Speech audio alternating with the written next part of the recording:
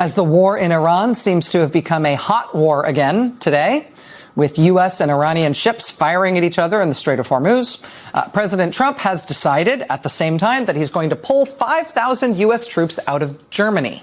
Now, wait, why does that matter for the Iran war? Donald Trump is a fundamentally stupid man, and his stupidity hasn't been this dangerous since the peak of the COVID crisis. His constant misunderstanding and total lack of interest in learning or grappling with the realities of his war on Iran is actively costing American lives. It has reached a breaking point. We are going to get into it all, but before we do, if I could quickly ask you to leave a like on this video, and if you haven't already and you enjoy our channel, to hit that subscribe button because it goes a long way in supporting our work. Now, Donald Trump is so moronic in his approach to this never-ending war that even Republicans are now stepping in to block his moves and strip him of his war powers. And Mike Johnson, he can do absolutely nothing to stop it. Because much like Donald Trump, Johnson is growing weaker and more irrelevant by the day. That is exactly what I want to dive into today. How Mike Johnson is failing to save Donald Trump and how the House is actively revolting to block him right now. But it all begins with a move that Trump made inexplicably and for no apparent reason, involving troop movements that Rachel Maddow broke down perfectly. We're going to look at that before we get into how the House responded and how this entire situation makes Donald Trump look incredibly weak. Plus, we have Pete Hegseth getting absolutely grilled at the end, so you're going to want to stick around for that. As the war in Iran seems to have become a hot war again today, with U.S. and Iranian ships firing at each other in the Strait of Hormuz, President Trump has decided at the same time that he's going to pull 5,000 U.S. troops out of Germany. Now, wait, why does that matter for the Iran war? Germany isn't Iran. Well, when Trump started the war in Iran, without hardening or protecting any of our gazillion military bases and installations all over the Middle East, which were now in the range of fire for Iranian missiles and drones, oops. Where do you think they sent the U.S. troops who had to be evacuated really quickly off of all of those undefended bases all over the Middle East? Where'd they send them? They sent them to Germany because we have a really big troop presence in Germany and lots of facilities for our troops in Germany. There have been hundreds of U.S. troops wounded in Trump's Iran war so far. Where do U.S. troops get evacuated to when they're wounded in the Middle East? They get evacuated to Germany because we have such a big troop presence there and lots of military facilities there to handle those things. Trump is now sending 5,000 American troops home from that crucial position. Trump is simultaneously re-upping the war in the Middle East and also shrinking our ability to support that war from the place where we support a war like that, which is Germany. Why did he decide to do this now? Simultaneously upping the Iran war and also taking away the military's ability to support the troops that are there fighting the war. Why did he decide to do this now? Where did he get this idea? Well, little clue in the fact that he's done this exact same thing before. In his first term in 2020, you might remember this, it went down kind of exactly the same way. In 2020, Trump announced that he was going to take thousands of U.S. troops out of Germany. And the Pentagon was totally blindsided. Nobody could figure out why he announced it. Turns out he had just talked to Vladimir Putin right before making that announcement about pulling U.S. troops out of Germany. Of course, Putin, more than anything, wants U.S. troops out of all of Europe. So he was delighted. Then that was in June 2020. Then the following month, July 2020, Trump talked to Putin again. And right after talking to Putin again, Trump reiterated more forcefully this time, I really mean it. I want those thousands of U.S. troops taken out of Germany. The only reason it ultimately didn't happen back then is because that was already late in the year in 2020, and then Trump lost the presidential election, and President Joe Biden countermanded Trump's ridiculous, nonsensical order. But now Trump's back in the White House, and so here we are again, and it's gone down exactly the same way. The president publicly announced that he wants thousands of U.S. troops pulled out of Germany. The Pentagon, once again, totally blindsided. Nobody knows why he has done this. Then it turns out, it emerges that he made this announcement about pulling U.S. troops out of Germany right after he got off the phone with Vladimir Putin.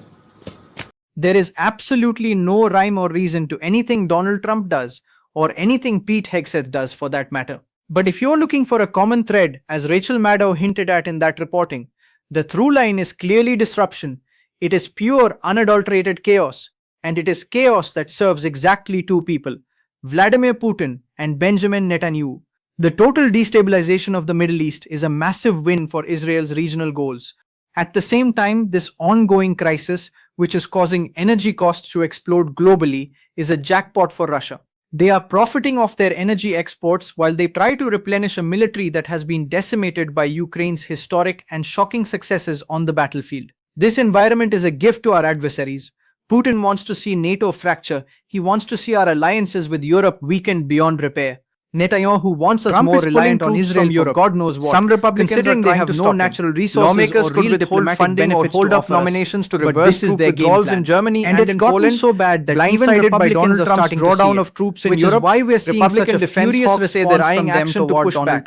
Trump's successive changes have inflamed Republicans focused on defense, who argue that reducing America's military footprint in Europe undermines NATO and signals weakness to Russian President Vladimir Putin.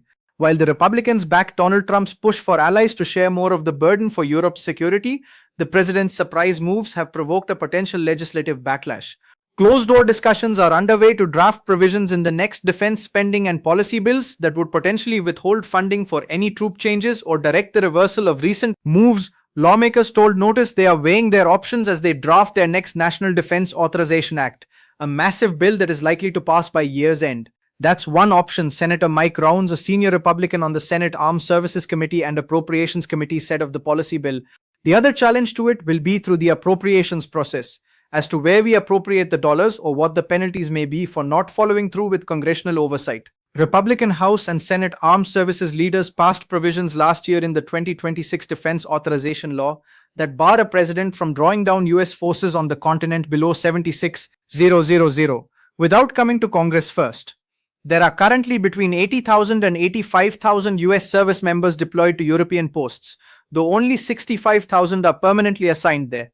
Lawmakers say that before the administration cancelled the deployment of 4,000 troops to Eastern Europe and chose to pull 5,000 troops from Germany, they should have been told, even though troops haven't been reduced below the threshold.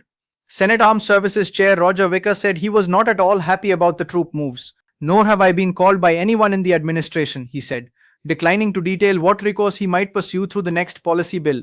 House Armed Services Chair Mike Rogers has vowed to inflict pain if the administration breaks the law, without specifying, of course, because he's a Republican, what measures he might take. We are going to mandate the department follow the statutory minimums that are set in the statute on force posture, Rogers told Army officials at a hearing Friday. And if there are attempted deviations, we will remedy them and impose pain if they aren't complied with. Beyond possible legislative actions, at least one Republican senator said they expect colleagues to hold nominees to Pentagon posts who need Senate confirmation. The senator spoke on the condition of anonymity to discuss a sensitive internal matter.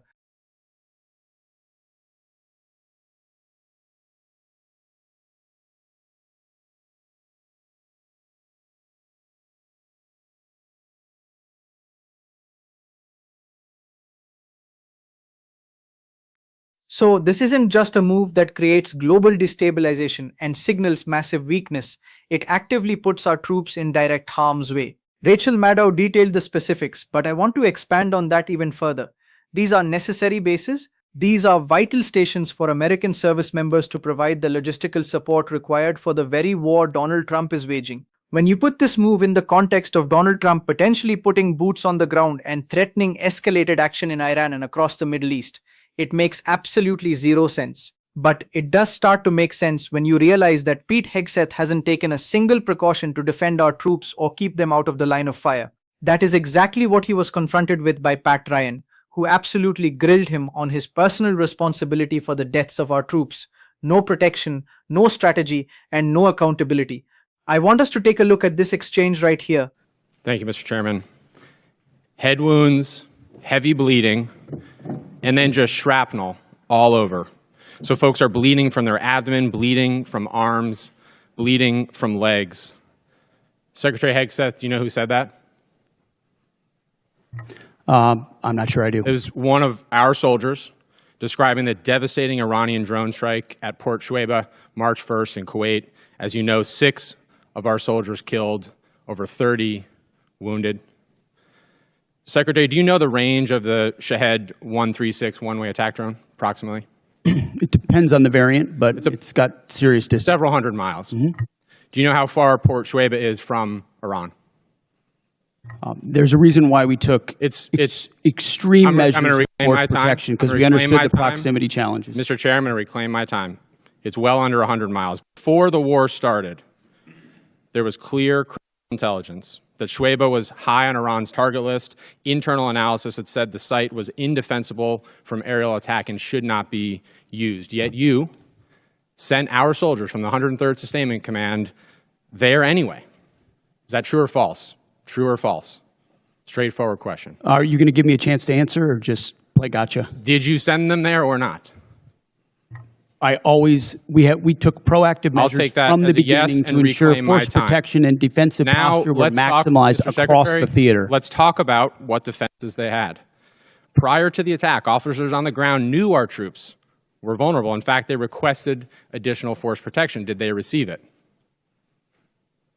Wherever humanly possible, force protection and counter-UAS was always made available. They did not.